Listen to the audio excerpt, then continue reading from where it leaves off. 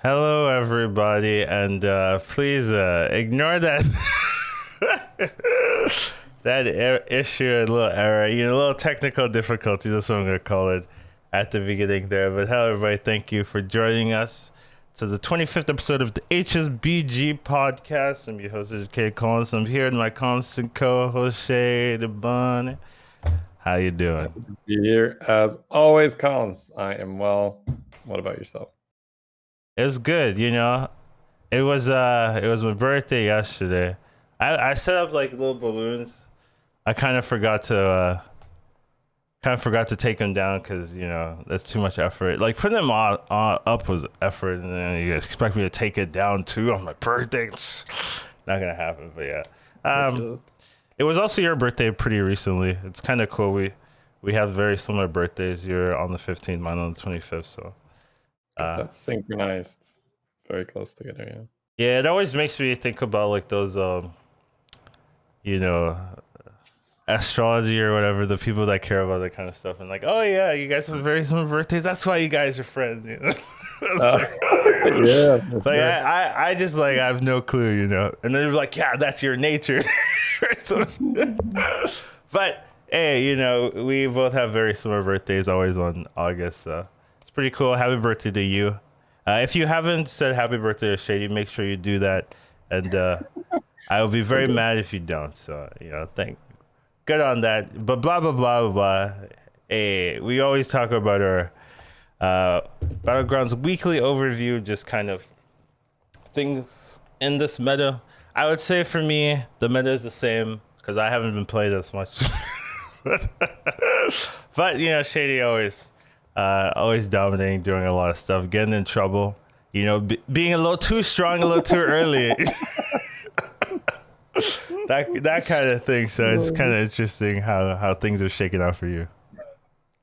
Yeah, it's I'm just living and breathing Battlegrounds right now. Just really enjoying playing, going hard and learning, and just feels like I just keep getting better, keep getting, more little pieces of the puzzle of how the meta works.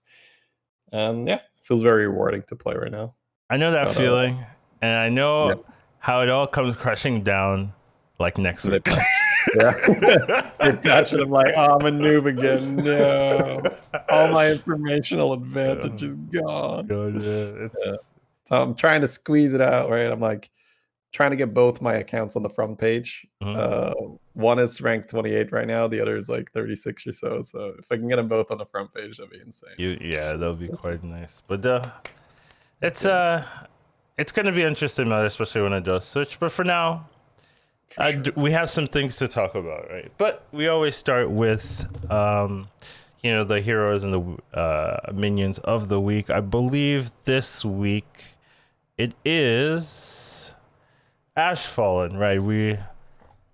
Shady want to talk about Ashfall. I was gonna pick Patchwork because I think Patchwork is a very interesting hero that a lot of people play and there's so much strategy around Patchwork. That extra 15 health really allows you to do some crazy things that other heroes don't have access to personally. But Shady was like, no. Ashfallen is a hero people actually play. And maybe they would like this better than a hero they're not going to touch. So I was like, what, Shady, that makes a lot of sense. So we scrapped that Patchwork idea. I had a lot of strategies set up for Patchwork, but now we have to go for the Ashfallen. A little bit sad. But this is a good hero, in my opinion. Definitely a hero that people will play and should play. Especially if you know how to use it and the right minions are. And I think that last passive is pretty relevant, right? Initially, I was thinking, it's not that crazy, but since it's just an aura for yourself, right? And there are a couple of things that summon things when they die, right? Menace being one of the best options, right? Once you do get that third passive activated, you do have that extra style open up for you. It makes things with Divine Shield application a lot better, right? Neural modules, which we talked about last week's, a lot better as well. 4+4+6, and as long as you can use the passives in a quick time frame, you're almost guaranteed not to be last, right? And you're almost guaranteed almost even like top 4, maybe top 5. The lobby's like especially strong, but definitely a good hero. Has a lot of options. You can also just use it as like a buffer to get like a tier 6 and then build your comp around there. So it's not, you're not forced to stay on 4 when you play the hero, right? I think that sometimes you see this hero, you're like, oh, it's good with mechs. Okay, I'll just stay on 4 every single game, right? You don't have to do that with this hero. You can definitely use it as like a branching pad to get a 6 and then play like tier 6 gaming, which is very common these days. So it's not as one dimensional as it might seem. Like, oh, mechs have to be in. There's no other game style. You can actually do a lot of other things. Like beasts also work really well. So definitely a hero that sounds good. But yeah, what do you think, Shay? Hey, Claus. It's I mean, you mentioned a lot of things there, right? So I'll just jump on the tribes that are in or out. It is relevant. So essentially what my goal is when I'm playing Kurt or Ashfall, and like you call him, we're on a first name basis, right? So Kurt No, and not I. for me. Yeah, you don't play enough. You get to call him Mr. Ashfall, and I'm good with Kurt. So I love to proc the first step of the hero power on 6 gold. That's something that I've consistently been able to do. And essentially, what that looks like is you buy any sort of economy that you can on 3 gold. You tier on 4 gold, 5 gold again. You try to load up on economy. And that means that you should have 3 bodies at the very least, if you find any sort of economy, which means that you can sell those 3 bodies on 6 gold and then triple buy from the shop, which will then give you 3 buff minions. If you don't have any economy, but there is economy in the shop, you can also opt for 2 buff minions, where you purchase your economy from the shop and cycle that to then buy 2 minions and have 2 bigger ones. The main reason I do that is not necessarily because it makes you strong, although it does. If you have 3 buff minions on that turn, that's pretty decent. The main reason I do that is because it opens up the hero power for the second step. Because I think what most people do, if they don't really have any experience playing Kurt, they use the first step on 8 gold because it makes sense when you think about a normal leveling and tiering and buying schedule. You buy 2 minions on 5 gold, you buy 2 minions on 6 gold, you tier and you level on 7 gold. Sorry, you level and you buy on 7 gold. And then on 8 gold, you sell one thing and you buy 2 things. And you buy 1 thing from the shop, sell it. So, yeah. So you end up buying 3 things total that turn. And then the hero power procs, but that's a little bit too slow for my taste. What I like is to proc the hero power on 6 gold, and then on 8 gold I can see either I get a lot of economy and you pop again on 8 gold. This is possible if you get a money pirate. It's possible if you get 1 or 2 more tokens, or you get to just tier. You're no longer bound by that, oh, I have to buy, because it feels like if you haven't hero powered or you haven't proc the first step of the hero power, you feel almost cornered in, I have to do it on that shop. And that means that you are buying minions at a very crucial stage of the game where you really don't want to be buying bad minions at that stage. Whereas at the 6 gold point, it kind of doesn't matter that much what you're buying there. Usually, if you slap +2/+2 on them, it's good enough. But once you're at 8 gold, the difference between buying a bad shop on tier 3 and just moving up to tier 4 is pretty big. Yeah. So I like to have that freedom. I like to have that flexibility to say, oh, I'll just go to 4 and I'll pop again next turn. But if you haven't popped the first step of the hero power and then you tier to 4, then on 9 gold, you got to pop the first step. And then on 10 gold, you can only do the second. So they're essentially always a turn behind if you don't get the first step on 6 gold. So that's one of my, I guess, secrets or, favorite ways to play them. It looks a little weird when you just like sell 3 things, buy 3 things, but it's been working for me. And then, of course, from there, we mentioned tier 4. I think you can absolutely do a lot of cool tier 4 stuff with them. But again, I don't like to force things right now. So if you get good minions, sure, we can do tier 4 stuff. If not, you can still go off on tier 4, which you usually do. I don't think you usually have the second step of the hero power on tier 5. But you can focus more on just, say, buying a jug, buying a token, and you're buffing your current board. You don't necessarily have to find a strategy, although usually what you like to do is you like to have a healthy mix between units you're using to sell and units you want to keep. So when I look at my board, let's say I tiered on 8 gold. Let's say that I didn't have a bunch of money pirates, I didn't have a bunch of tokens, and I didn't really want to buy. I tier on 8 gold, and then on 9 gold, I find myself in a shop where I might go off again if I have any sort of economy to help me out. So what helps you then is you know you're going to be purchasing 4 minions. You also see how many minions you have on your board, and you can say, okay, this amount of minions I would like to replace.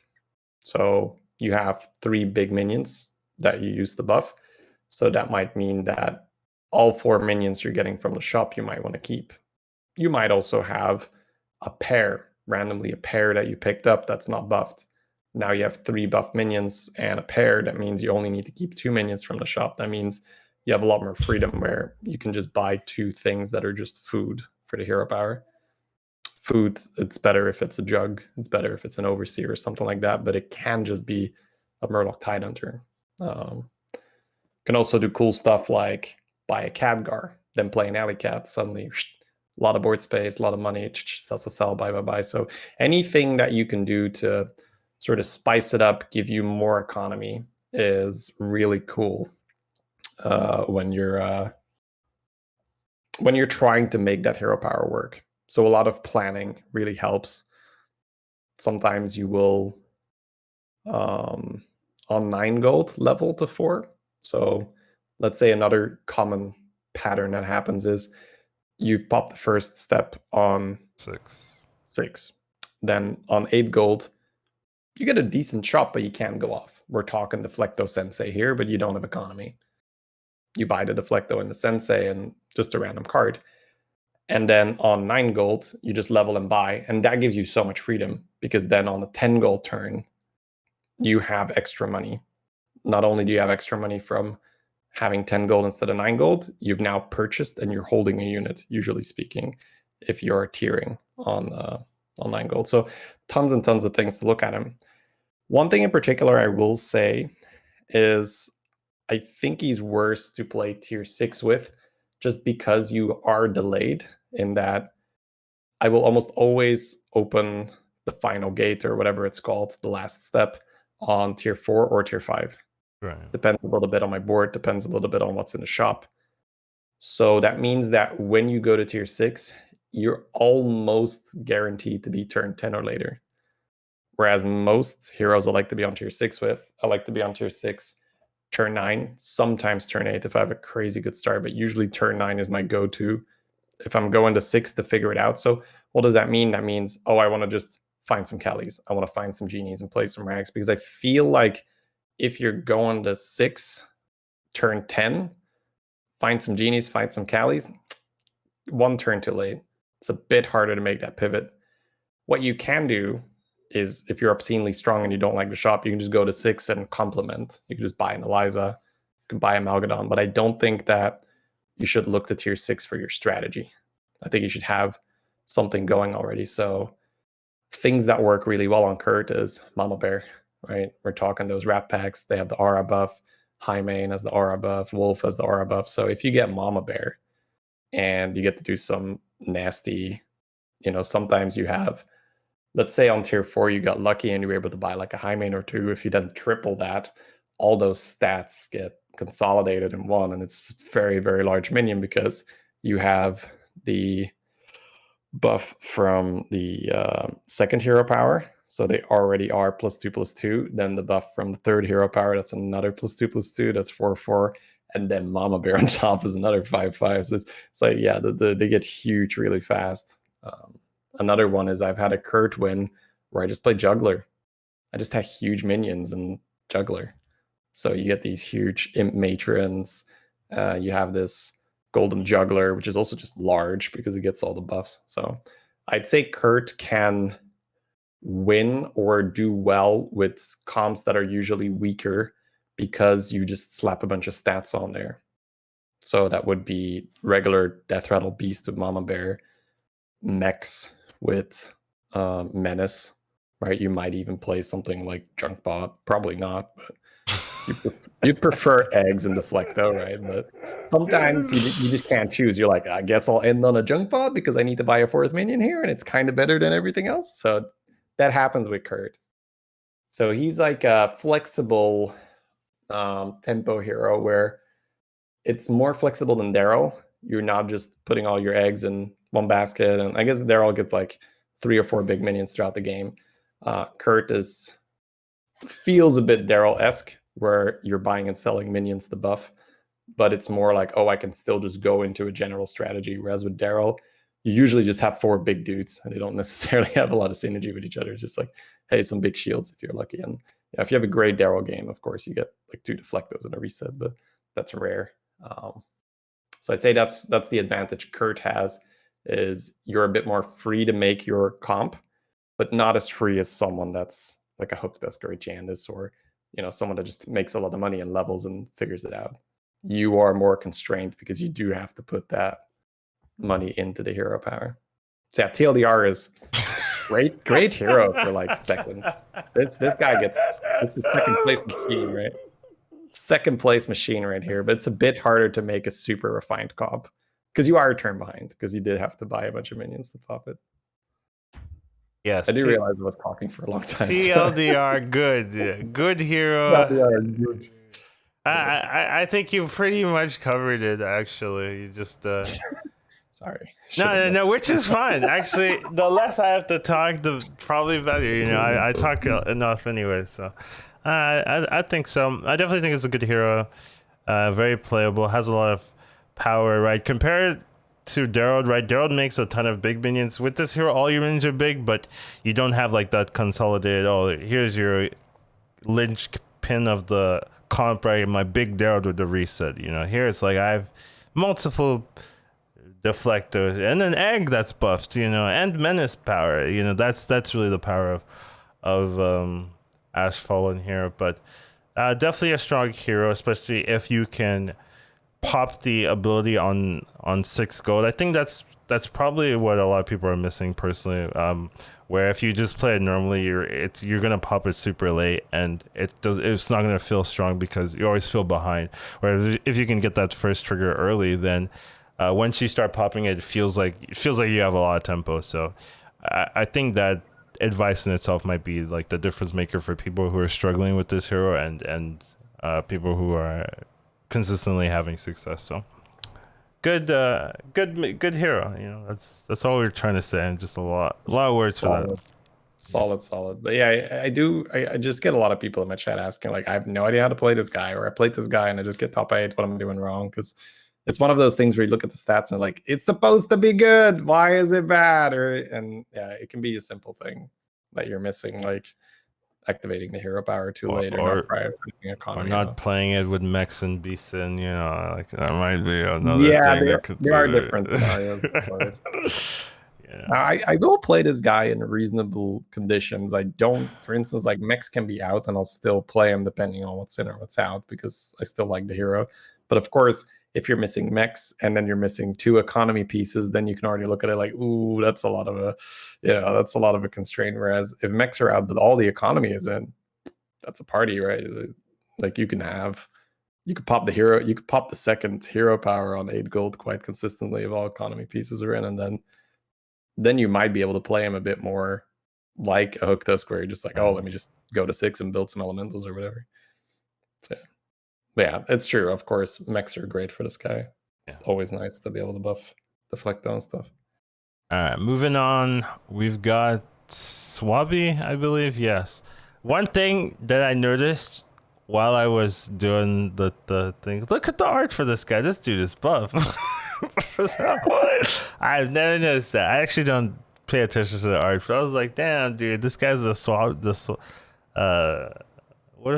do they call them? The swabbers or something like that. Yeah, I was like, yeah, it's good for him. He's really taking it to heart. Just making sure that the board's clean. Anyways, ignoring that, I think it's a pretty important pirate piece, right? Sometimes when you You see pirates are out. This is the card you're thinking of.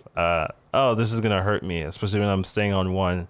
Oh, now I can't like get a free level to 3 or something if I pick a copy of this. And like getting a triple on this super early is also really really nice, where it helps your curve so much.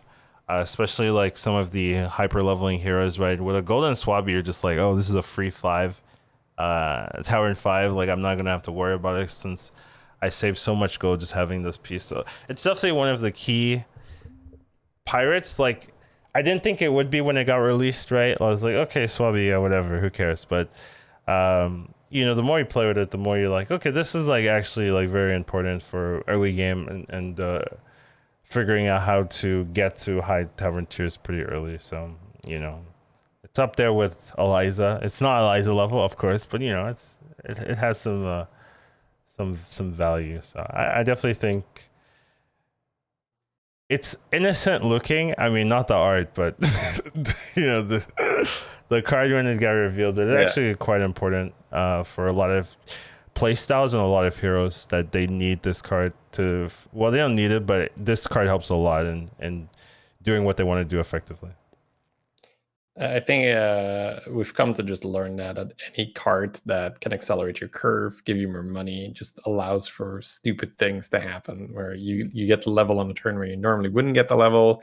You get access to units that turn earlier than you're supposed to, and it just creates for these strong environments. So there's a lot of the time where there's a tier 1 triple in the shop and people say, oh, that's bait, don't buy that. This guy is not one of them.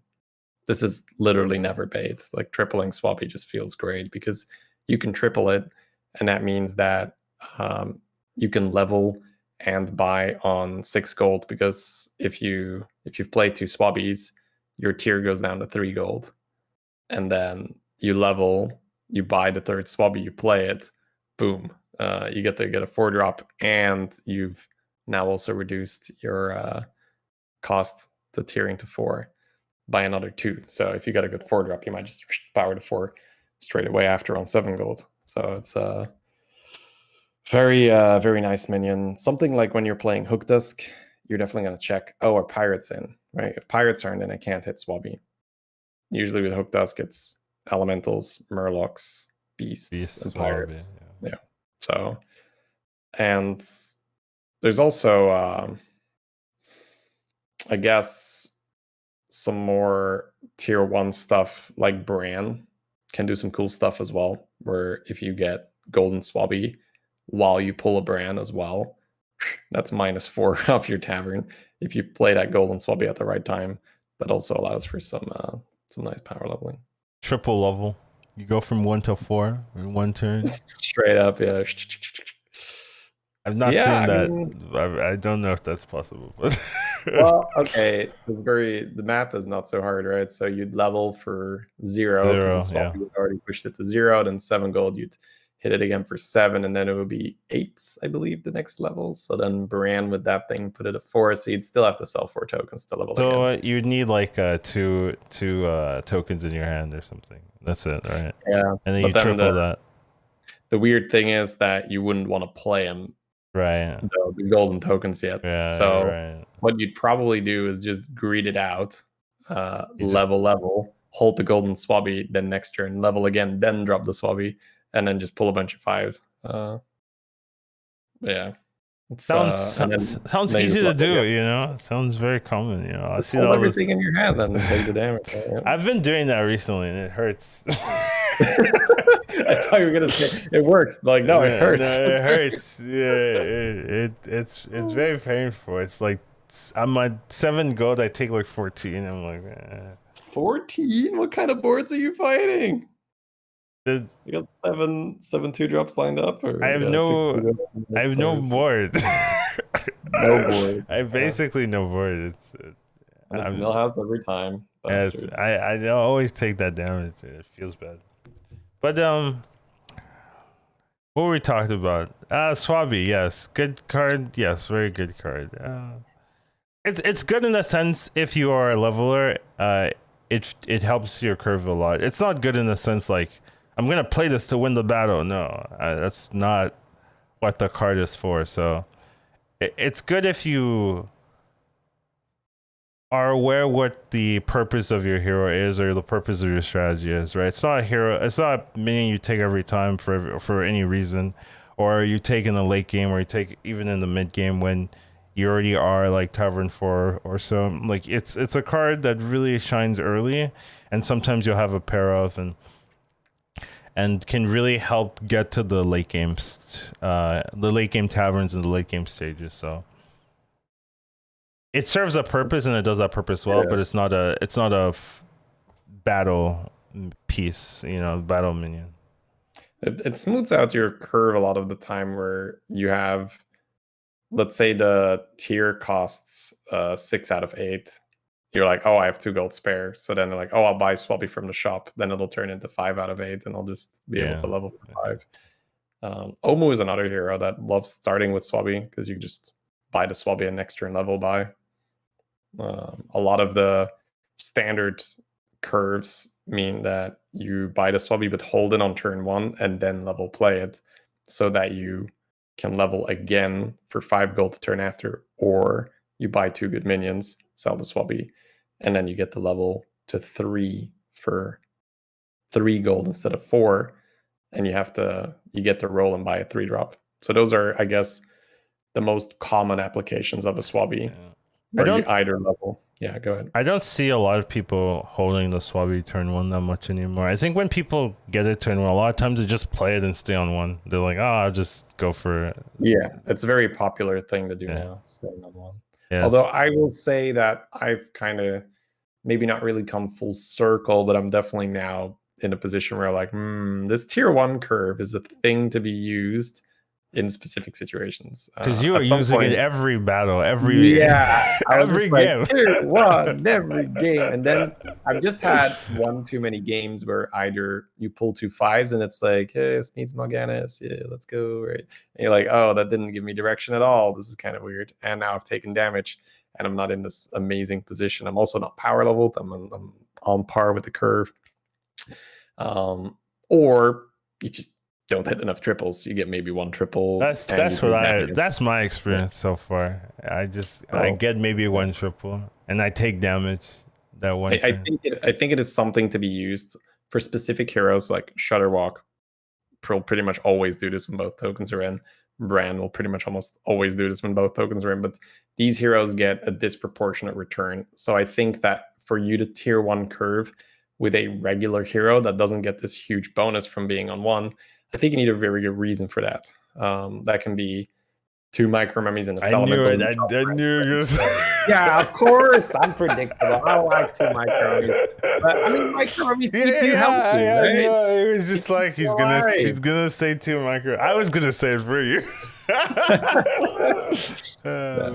I'd say it's a tool I use with caution now. So I don't, I'll either only do it if my hero is very suited for it, or if my shop is just amazing. Makes sense. But overall, I think this is a good card for the like in the game. Like you will take it sometimes, especially if you know when to use it, especially in the early game. And it's one of those non-bait 1-drops. A little bit rare, but has a good place. And there are some heroes that really absolutely love this card. Like some just generated non-stop, like Hook Tusk or. Maybe Janice, if you don't hit a token, you're like, well, maybe Swabby, I'll bounce it. Actually, don't bounce on Swabbies, even if you could. But yeah, it's still a good card and definitely has a lot of direction. But you do have to think about it. It's kind of weird because what's my advice for this card? Pick it. Like that's not helpful. Know what you're doing already, and then you can pick it. Like that's also not helpful, right? But if you have a hero that can utilize hyper leveling, can stay on 1, does like triples and tokens, this is one of the level 1 tokens that you're looking for, I guess, is what I would just say. Count ahead basically as well, right? Think, okay, where does this put my level? This happens also sometimes the right play is to buy the Swabby, but don't play it. Yeah, that's level true. Play it. And in a rush you'll just buy it and play it, and you're like, now I'm just floating a gold next turn. And it's like, and that 2/2 wasn't going to do that much for your combat. This minion's actually complicated. It's not like an alley cat you just put on the board and just sell it whenever you have to think ahead a little bit when you're going to use this reduction. Yeah. But very good when you get the hang of it. Yeah, I don't know what my advice is. It's a pick it if you want, I guess. I don't know. Let's move on. I'm done with the hero. He's very buff though. We will now be talking about the Terror of Shudorwock. Dun dun dun. I don't have music or anything. I found this picture and I thought it was cool. I have no idea if there's any lore related to this, but whatever. I thought it was cool. I don't know. Okay. If Shay doesn't know, then it doesn't exist. That's how I look at this. I don't know. I don't know a lot of the Hearthstone specific lore, right? There's a lot of crossover with WoW, but I think Shudorwock might be a Hearthstone specific thing. But yeah, regardless. Shudorwock is a hero that was released last week, and we talked about it last week, but we hadn't played with the hero, so we really didn't know what was gonna happen with it. Now we've played a little bit more, and we've seen other people play with it, and Shady's played with it, and I would like to say it is a good hero. I'd like to say this hero wins a lot. I'd like to say you can high roll quite a bit with Shudorwock. So definitely maybe could be adjusted in some fashion, right? I think once people figured out how to use it properly, there's just a lot you can do with it. Like you can get so much value with it, and the fact that you can get it twice, like the battle cry triggers twice, and it synergizes in kind of itself, and like you can get so many battle cries, like, and you can get it early if you're lucky as well, right? If you stay on 1-2, you can get triples. There's just a lot that can be done with this hero that kind of feels like it's a problem. Like if you high roll with this hero, it's hard to beat this. It's hard to counteract. People. Yeah. There is no. Let me just say it. If you high roll on Shudorwock, there is no counterplay. That's one way of saying it. It is the sad reality, but the next few opponents are going to lose and probably die. If you truly high roll this hero, there is almost no upper limit to how much you can do. The standard normal, high roll, we'll call it. The only thing you need is to find 2 alley cats or 2 Tidehunters. That is the only prerequisite. What happens is after you found 2 alley cats or 2 Tidehunters, if you find them by 5 gold, that means that you can tier on 5 gold and go to 2. 6 gold, go to 3. 7 gold, go to 4. 8 gold, go to 5. And then on 8 gold, you're not dead yet. You haven't taken that much damage. You use both your Shudderlings, and you get 2 6-drops on 8 gold. That's like Omu getting a triple Elemental and then powering. Omu gets 1 6-drop doing that. And that's Omu finding 3 Elementals. You get to do this with 2 alley cats or 2 Tidehunters. So it is relatively consistent. I'm not saying that happens the majority of games, but that is not an inconceivable thing to happen. And if you don't find them by 5 golds, you just delay it a little bit. So what that means is then you just play the normal tier 1 curve where you roll 1 more turn, you get the buy on 6 gold, you open the shop on 7 gold, and usually by the time you're on 7 gold, if you haven't found some tokens by then, it's looking grim. I'm not gonna lie. This hero is feast or famine. Well, the way you're playing it, I wouldn't say it's feast or famine. The specific strategy that you're looking for is feast or famine. You can play it normally and then like try to salvage it. It's not. I don't recommend it. Yeah, I don't recommend it. I'm saying like. Then why are we talking about it? But you're saying this is the only way. You're almost assuring this. Okay. This is the best way to do it, and the way you're playing it is feast or famine. But it's not necessarily this hero is only feast or famine, and you can only win or die. Well, I feel like if the average highest MMR playstyle is feast or famine. He's feast or famine. That's my The way it's interpretation. being played right now is feast or famine. It's Yeah. it's I mean, my if you want to caveat. play normal curve Shudderwock, go for it. Then it's just the famine, right? But if you It's want not necessarily just a famine. You can still yeah, find I mean, some nutty you stuff. can roll. I guess you could open with some spawns and some Yeah, Sarlet, right, and be strong. And then later on, you put it in judge. Uh, so today, like I linked Collins to a Reddit thread where I had an insane Shudderwock game where, let alone 2 Murloc Tidehunters, I found 5. Now, the 5th one is essentially not very useful, at least in my initial observation, because you are constrained by the number of tokens that can hit the board at the same time. So the triples don't combine where you get ever more than 2 tokens, 2 golden tokens, because you have 1 slot for the Shutterling and then 3 regular tokens, 3 regular tokens again. So I think the most you can get per Shutterling is 2 golden tokens. So once you've played 4 Tidehunters, I think that's it, right? You're gonna 1, 2, 3, 1, 3. Either way, like that's essentially what happened for me. I got 4 6 drops. So on 8 gold, I was able to purchase those Tidehunters from the shop, the 2 additional ones I had frozen, play them, sell the main bodies, then rip the Shutterling, let all the tokens happen, rip the second Shutterling, let all the tokens happen. And then because the second Titan, the fifth Tidehunter only just produced 2 additional 1/1s, didn't combine into a third one. So I just ended up selling those tokens to be able to tier, and then I pulled 2 Caligos and 2 Amalgadon on 8 gold, right? Let's see what you normally do on 8 gold. I You leveled to tier, 4, you and level I to do 4, nothing. and if you high roll, you get to roll and exchange your money pirate for a bonker. Ooh, right? That's like a high roll turn. Like, yeah, I got a bonker turn 4, baby, right? Or, let's say you're an Edwin and you're like, oh, I bought 2 minions and I pumped my Deflecto for 4 damage, baby. Right? So Shudderwock turn 8 is like, Dude, oh, let me just put some 6 drops on the board.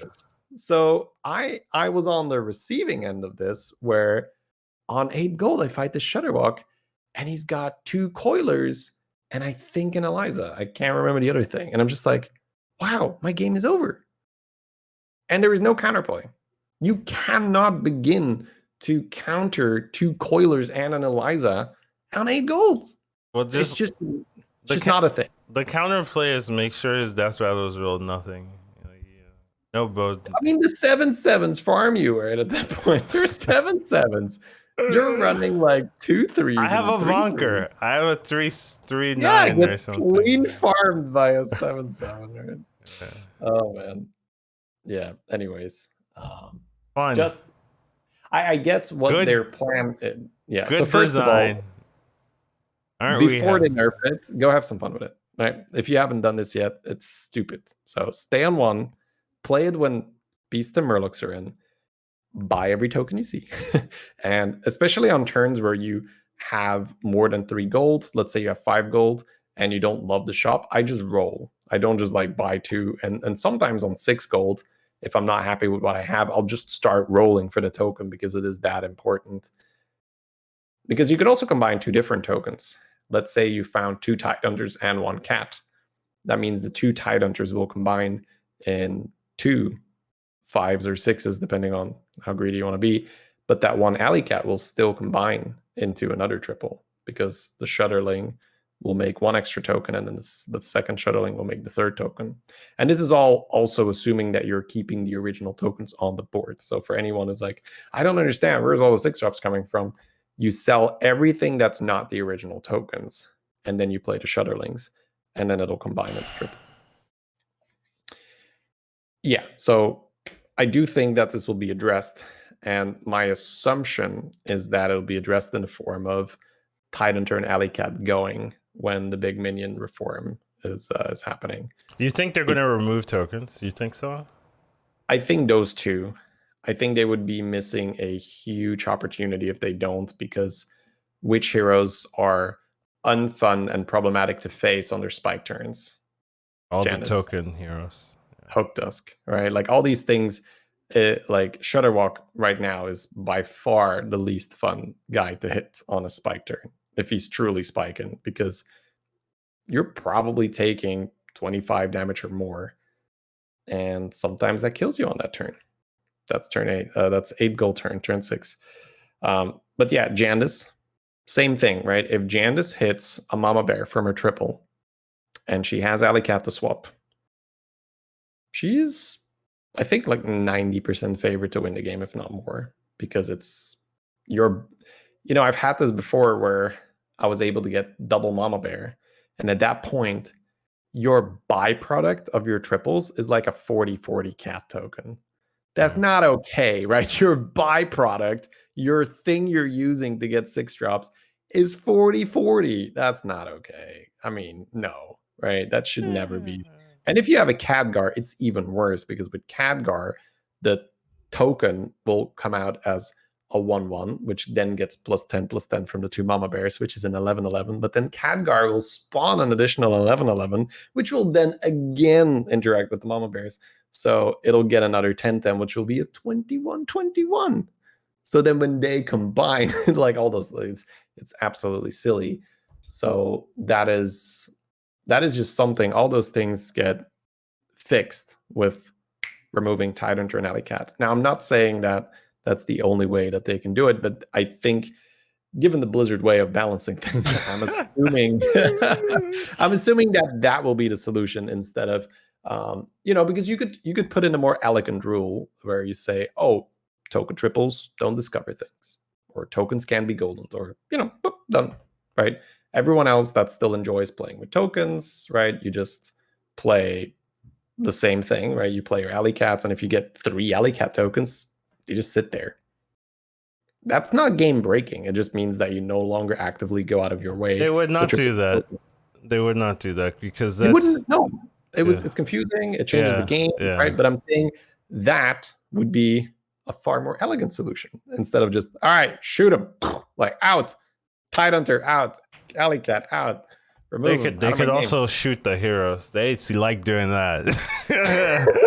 Shudderwock, you're going back out. Bye-bye. You're too good now. Let's shoot him in the head. I will say that they have been doing that, but it feels really more like a Band-Aid thing too, because whenever real bullshit happens, tokens are involved, right? Like, we're talking real bullshit boards, tokens are involved. That's just how it is. They get more money. It's easy to triple. You can do Khadgar things. Or brand Mirazons. Yeah, like some really silly things. Brand Mirazon, but then how did they get the brand? So tripled into a brand with the tokens, right? But yeah. Sure. I would really put my money there, where if they have the big minion reform, that's an opportunity for them to say, okay, so we have these really unfun situations where there's no agency on the receiving end. You die. That's pretty much it. A Jandice that really hit it off with tokens, tough luck. You're going to be dead. A Shudderwock that really hits it off. Even a Hook Dusk, right? Hook Dusk is, I think, the lesser one, but still will high roll enough where, let's say you're tripling the Alley Cat token, and then straight after that you triple the main body.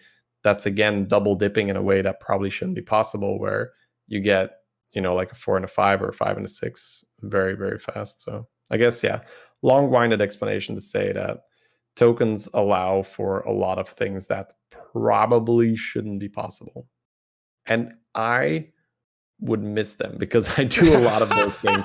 I do, I am guilty as charged, right? I love making a golden brand and then fishing for tokens. I do that all the time, right? Like, I get Reno, I get a golden brand, I'm just hard rolling for tokens for 5s and 6s. I love playing Jandice, I love playing Hook Dusk. So I do think that it adds a lot of flavor to the game, but I do think that it comes at too high a cost for the player on the receiving end. But it is a very fun experience to play around with those tokens and to make it work. I will admit that.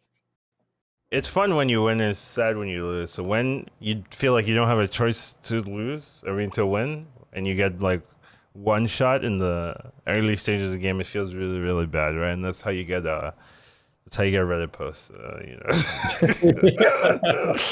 But that's definitely an interesting thing, right? Removing or changing the tokens would definitely change the whole game, right? Like I think that would fundamentally, it would be a different game if you remove tokens. So that's kind of interesting. Like, do you think that the minion rework will actually create a different game, or will it like be more of the same? Will it feel more like the Quillboar expansion, or will it feel more like a different game mode or so?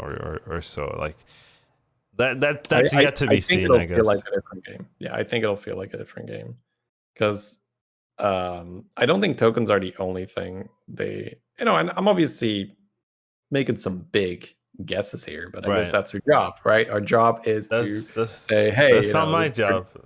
All right, my job is to predict, and then when people, when we're playing Alley Cat 2 years from now, remember when Shady thought this bullshit would be out, right? You remember when the Battlegrounds were 3-4, and that was basically the whole game, and everyone ran for that? Yeah, you remember when Floating Watcher was on 3, and everyone would just spam Floating Watches? You remember when the prizes were in? Oh wow, they removed it. That's a whole different game, actually. Oh wait, they have back. That's true. They have changed the game a couple of times, but removing the tokens would be maybe the biggest change if they did do. Yeah, I think we've seen at least the Khadgar transitions are a lot harder to do and a lot less rewarding. Yeah, but you can still do it. I still do it from time to time on Hook Tusk, right? Because you can fish for tokens. If you see double Khadgar in your shop and both tokens are in, usually you don't have to hesitate, right? Or you have a brand from a triple. I think, yeah. I've still lost to someone with 11 triples, and I saw they had 2 Khadgars earlier. I'm like, oh yeah, okay, 11 triples. Bad news. Sounds good, yeah. So yeah, it still happens.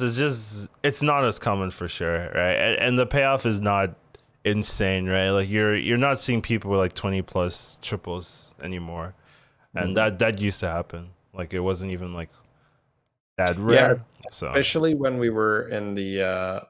It feels like near the ending of the prize meta, it was such a meta pick to take Khadgar and then just prep for a transition with Brand's Blessing. Because all you need is one Khadgar and Brand's Blessing to make 1 triple per token. If you find 2 Khadgars, that was 2 triples per token due to how Khadgar or due to how tokens interacted. What they would, yeah. What you do is you Brand's Blessing, Lookout, and then you get to oh my god. Yeah. Oh yeah, those turns where you're just sweating because you just know like a lot of things coming in. Let's go. That's another unit I think will be gone, Khadgar, because that stops the pirate interaction with Scallywag for a large degree. So I think that's another thing they'll address. Would it? And then go ahead. Wouldn't it be hilarious? They introduce this minion rework. They change like half the minions, and people are just still going like pirate scam. Like that's so they're still going like, oh, Kelly Ghost is still in. Let's just go Kelly. Like they don't even care about the half the minions. That would be funny. But I think given Blizzard's recent track record, they really want you to play their new stuff. That's true. They'll be like, here is Arm of the Empire. She's a 4/5 and gives now a permanent taunt buff, right?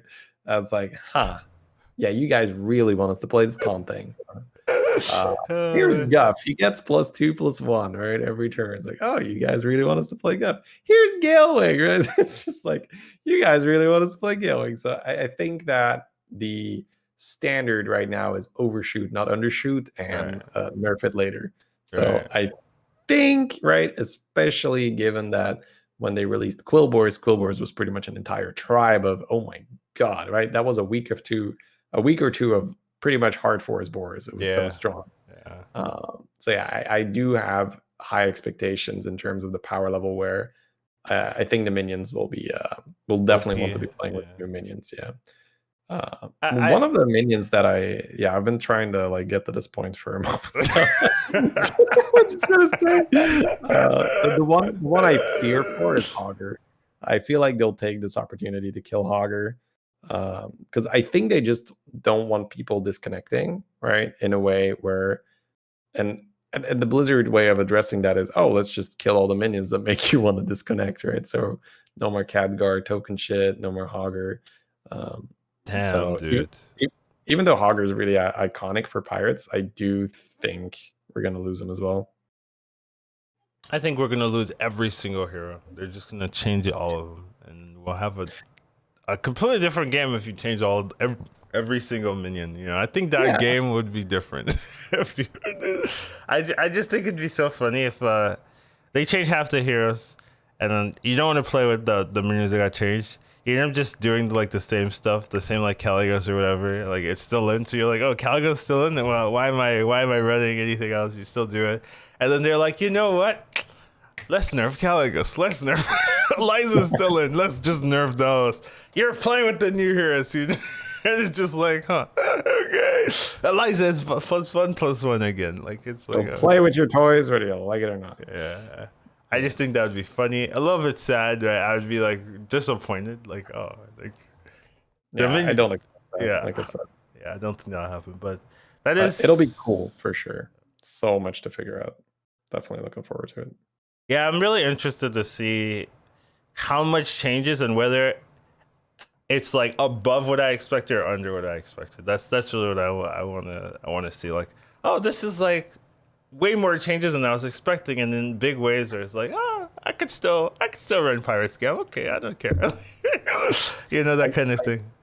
I guess it does mean, it does depend on what they mean with reworking, because is changing a 1 into a 2 reworking, or are we getting a whole new minion? Micro Mummies now a 2/2.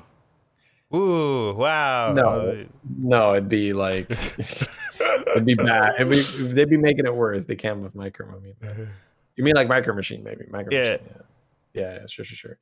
The because it does feel like we are hyping it up a lot, and I feel like everyone's in the community is hyping it up a lot, because I think they have said at least 25, if not more. They said 30, 35. Yeah, the less I heard. So if I at least I had the initial expectation that, oh, that's like 30 just new minions, but I think the implication rework here probably need to temper those expectations a little bit, where I think a lot of it might be, let's just mix with. I hope that it's 30 new minions. Yeah, I would love to see that. Right? Yeah, that is an entire new game. If you have 30 new minions, not just adding new minions, but just removing.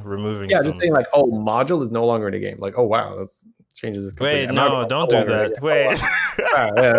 No, you have to embrace it, Collins. You have to embrace it. This means you do different stuff now, right? So yeah, we'll see. Module I do for think pirates. Let's go. I like it. I like it. At least I think one card should be fairly safe, like Bran. I think Bran is so iconic. Bran will still stay. I think he's so fun to play with. He's so iconic. Imagine you can only get Bran through the Brand hero. Imagine. No. Like it's just the one hero you get Bran. It reminds me of Curator actually, right? Before they added the new Curator. Only Curator had access to Amalgadon before they added the tier 6 Amalgadon. So it's right, yeah, so maybe, you know, it's possible. Yeah. Please no.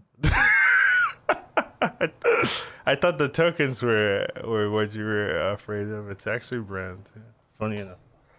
But we have went off track, I think. Yeah, well, that's good, right? We got the expansion or the big buff right around the corner. It's good to get people on, interested in this. Yeah, I'm definitely excited for the big buff. I'm almost waiting for it. It feels like, I'm like, oh, where is this? When can I actually start like going crazy? Trying to figure it out. But Shudderwock thing needs to change. You can nerf tokens. I guess that's the shady strategy. You could do nothing, right? Just nerf tokens in the change, and then you don't have to touch them.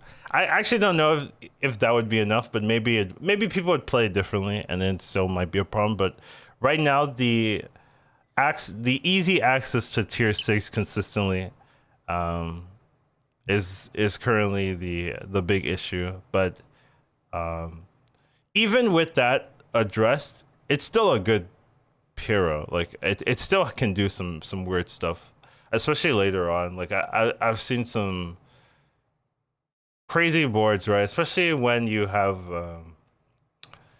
like random battle cries interacting together. You can really do some weird things, right? We've seen like poison ghouls, poison hydras, right? But it's not common. I Yeah. don't think that's like an issue, but like the application of doing weird things is pretty cool. So uh, it is a hero that is open ended in a sense, in that the playstyles might change based on like if the easy consistent one is removed, you might see someone or a different one, a different playstyle open up that's like very viable, very strong. So I like heroes like that, which isn't like one dimensional. You either do this or you die, right? This is a hero where even if tokens are gone, I still think. I mean, depending on what is added in, there might still be other things to do. Like I can realistically see this still being played even if tokens were removed. You know, it just depends on how good battle cries are, essentially, right? If you add a different battle cry that's really good, you want to copy it, you can still just run Shudderwock in a viable way. So, but right now, problem that's probably the more important issue right now. Very strong. I think it has the highest win rate. Yeah. Um. So when it No, like Shutter is more just like insane high roll, but I feel like for consistency, it's not like the it's most still, consistent here. No, it's yeah, not. like you can just not roll tokens. That's the thing, right? You could just not roll tokens, and then if you're forcing this strategy, that's death pretty much. The people with eights, they picked it with no tokens in. That's what happened. Or they rolled and just didn't hit tokens. I They had a picked. game where I nearly didn't hit tokens, and I did like 2 cats on the last round. I was like, "Whoo, okay, I get to do something." It can be it's not it's not like the strongest, like, oh, there's no weakness here, but when it does hit, it hits hard, right? And that's Yeah, and the completely issue with that, unfair to yeah, interact. yeah, the issue is that it doesn't feel good for the receiving player. It doesn't feel like your choices mattered, right? And in games like this, you definitely want to feel like you're making impactful decisions. And when you come to the conclusion, I could have conceded turn one and I would have got the same result. Like that is not what you want to be creating for your player base, right? You're just going to create frustration. So definitely a hero that needs to be addressed in some way, either the hero itself or the pieces that are making the playstyle of the hero possible. So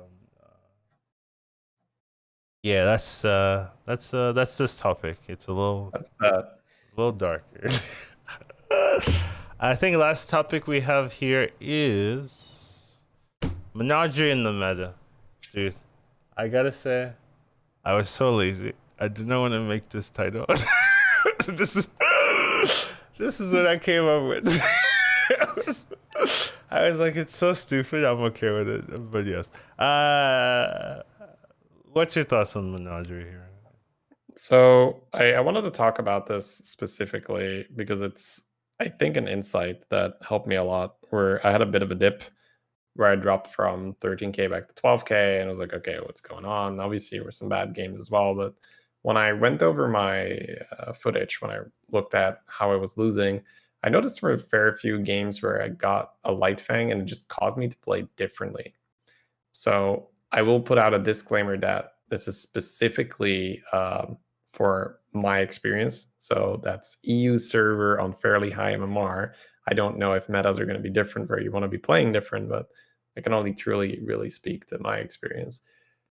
I was losing games because the Light Fang was making me play weird. So right now, I like to just get as much tempo out of my shops and triples as possible to then push to tier 5/tier 6 and really get my comp rolling.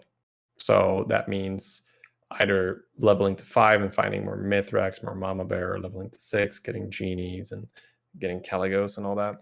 And what I was doing was getting Lightfang, and then suddenly Staying on I found four. myself, yeah, for Uh, an extra turn I because you want to see. find targets. I And see. I was selling like a 6/6 elemental for the Divine Shield Elemental. I was like, that's a 6/6. I'm just throwing away. I could use that. That's okay right now, right? So it's very weird. Very weird to explain it, but essentially, the Light Fang, or pretty much just the idea of, oh, I'm going to be playing Menagerie, so I need to have this type and this type and this type. It was causing me to have a lot less stats on my board, which then causes me to lose games or rounds, which then causes me to want to not level, which is exactly the opposite of what I want to be doing. What I want to be doing, is to get as strong as possible so I can level. This actually makes a lot of sense to me because I play Menagerie a lot, like just due to the leveling. Like if you go to 5 every time, right, you'll see Light Fangs, and then you'll play Menagerie, right? And especially if you triple into Light Fang, you'll also go Menagerie, right?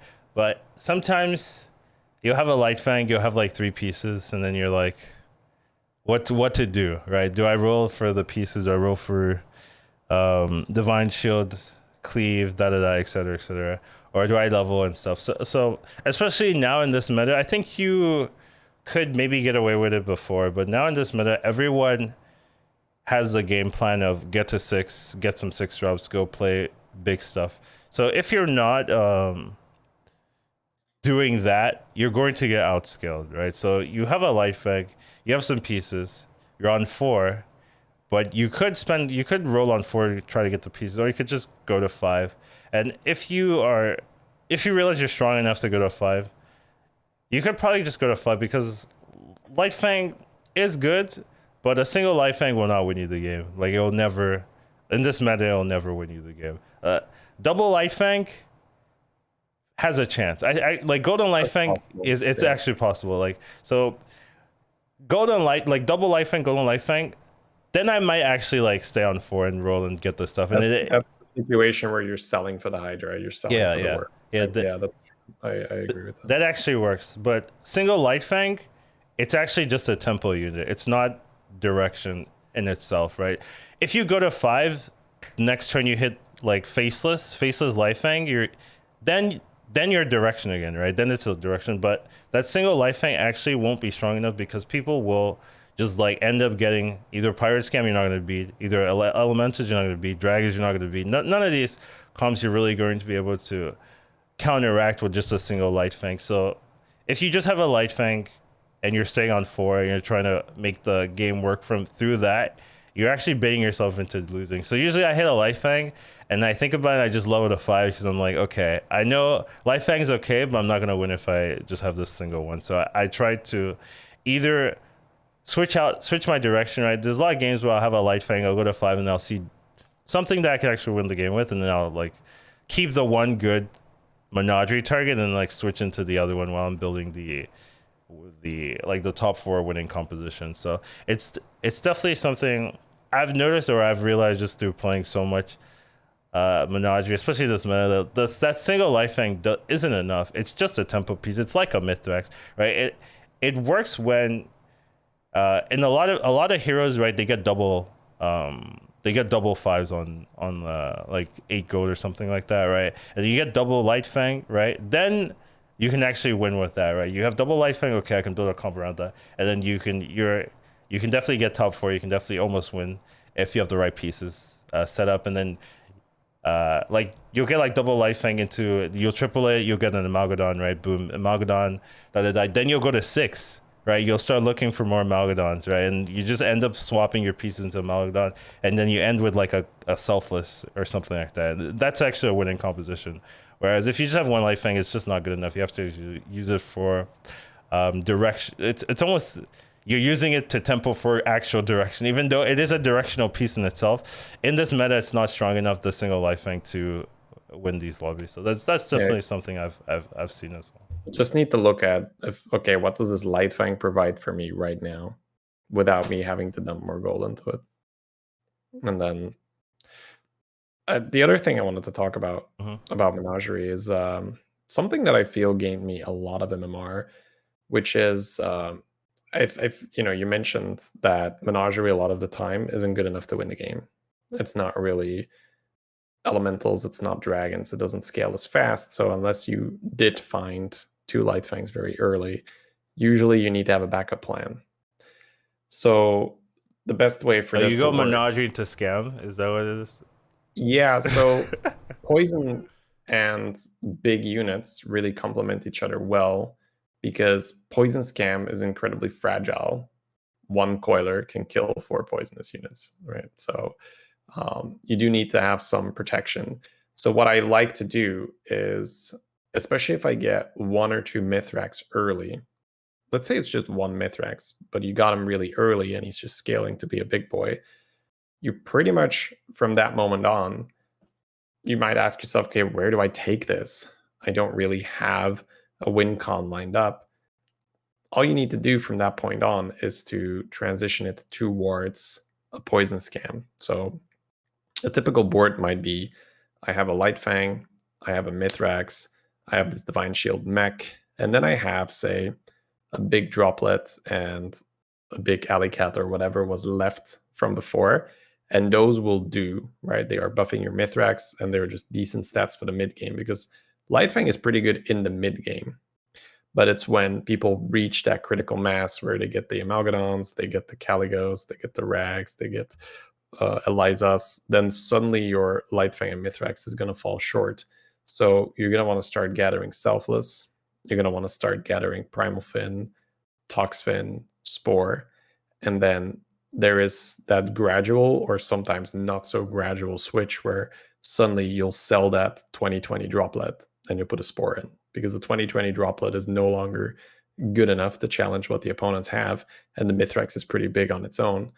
So then your board is going to look something like 4 poisonous units, a Mithrax, Selfless Baron, or you keep the big mech, say a Harvest Golem with a module on it, and you don't have the Baron yet. Something along those lines. And that oftentimes turns my average Menagerie game into a top 2 or a top 1 if the top dog is not scam proof. We're talking Ghoul, we're talking their own Selfless, Nadina, and all that. So that systematic approach that says, okay, I have Lightfang, I have Mithrax. I'm not in a position to find my own scaling other than what I have right now, which I know is not enough to take the game. What do I need to do? Poison. That's a lot harder when Murlocs are out. It's doable if you find 2 spores and you high roll on Amalgadon or whatnot, but it's definitely a strategy that is much, much more accessible with Murlocs in. Imagine they remove poison. Like, I don't even know. I don't think that's good. No. Yeah. Because what you get then is it turns into, just high roll because there's no alternative, right? So everyone needs to go all in all the time. And that already feels like it's the case. It just turns it into even more like that. Yeah, I don't think that's the right approach. What if they double poison? They add more poison application. Like that's the opposite too. Would that be a make it more problem? available. I'm thinking about it. I feel like poison is right now. It appears in the right amount. You I think do so? like that we have the non-Murloc games where you can feel a little safer with your Gar, right? You can feel a little safer if you're a Rana. You can do a big Gold Grubber, a big Battle Master. And the information is available at the start of the lobby, right? People know at the very beginning, poison's not very available, so I might just do big stats. Right now, I kind of like the balance. So I wouldn't really appreciate more or less poisonous. I think that's fair. I think that's reasonable. So I just thought it was interesting because it is something that's very impactful, but you don't talk about it. We don't talk about it that much, like how important like poison is. Like when they introduced Spore, I was like, oh, we'll just see play. Like, but then I'm like, yeah, well, definitely will see play. So it's pretty interesting. Just the equalizer, right? Gives you a bit of a chance against high rollers. It makes some cards that should be absolutely unfair busted. Like, okay, I'm okay this exists because there's an answer. I could counter with poison here. So Yeah.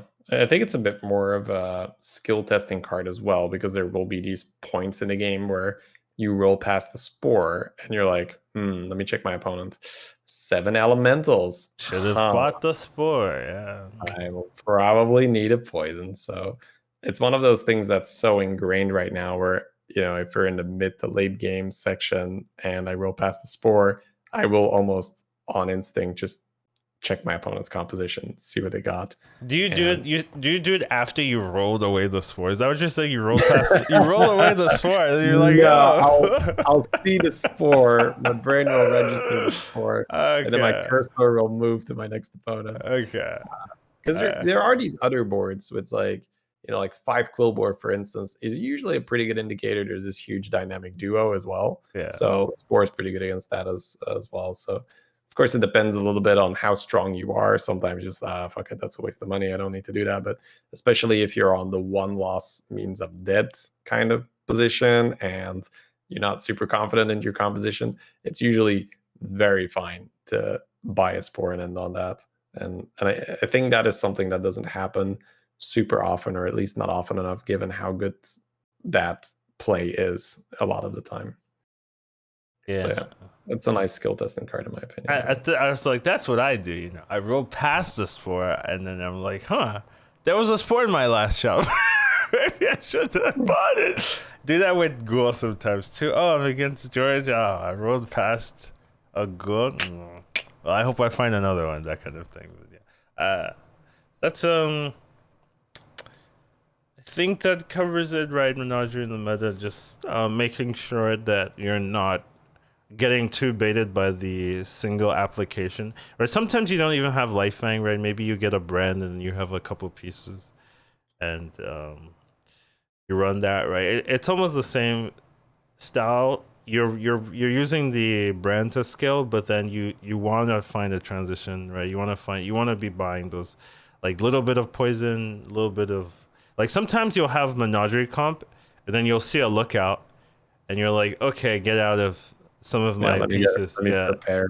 It is definitely something that happens over the course of a couple turns. Yeah. Where sometimes you will just bank the brand, because I'll just be like, I'll just take the brand, and then I can either get Primal Fin, or I can triple into Amalgadon and try to get a poisonous Amalgadon in here.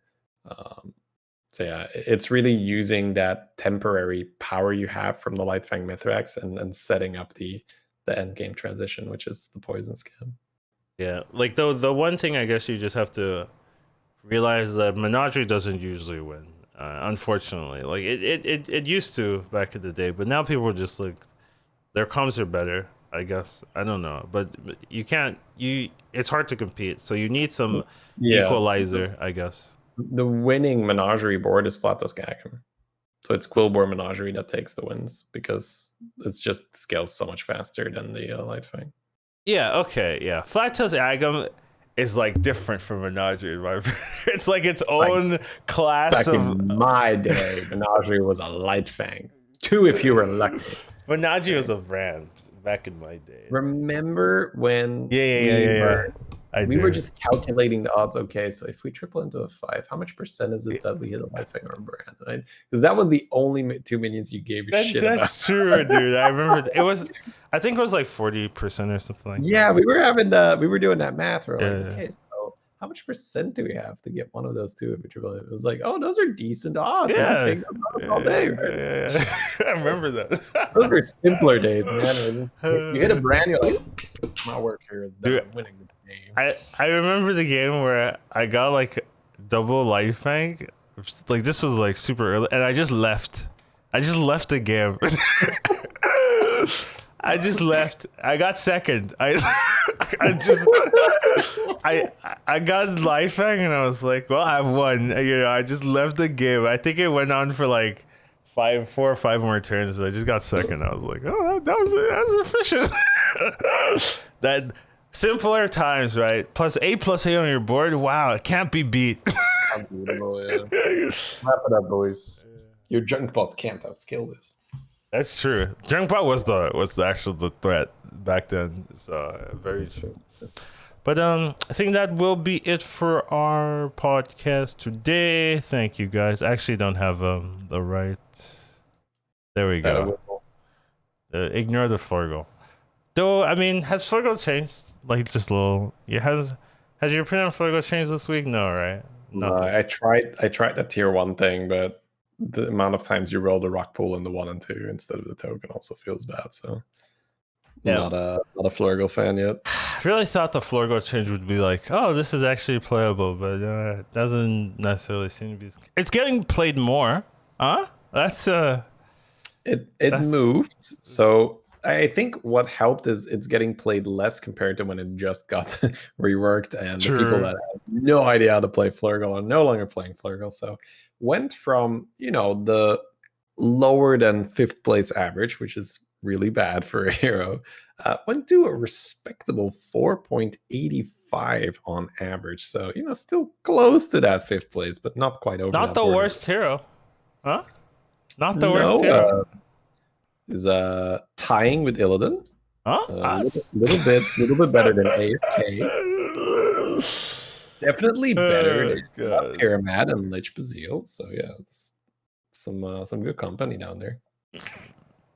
Yeah, that's depressing. Okay, well, thank you guys for joining us here. I appreciate all the feedback, all the nice comments, and everything. If you want to send us a message, send us a message. I mean, you know what to do. And see you guys next week. Hopefully next week they'll have the minion rework, and we'll have like a big discussion about the minions and how it's so unfair. How could they remove all these things that we loved and cared about? Or we could be like, wow, they barely changed the numbers on half of the cards. Oh, this is going to be the same game, that kind of thing. So we'll see.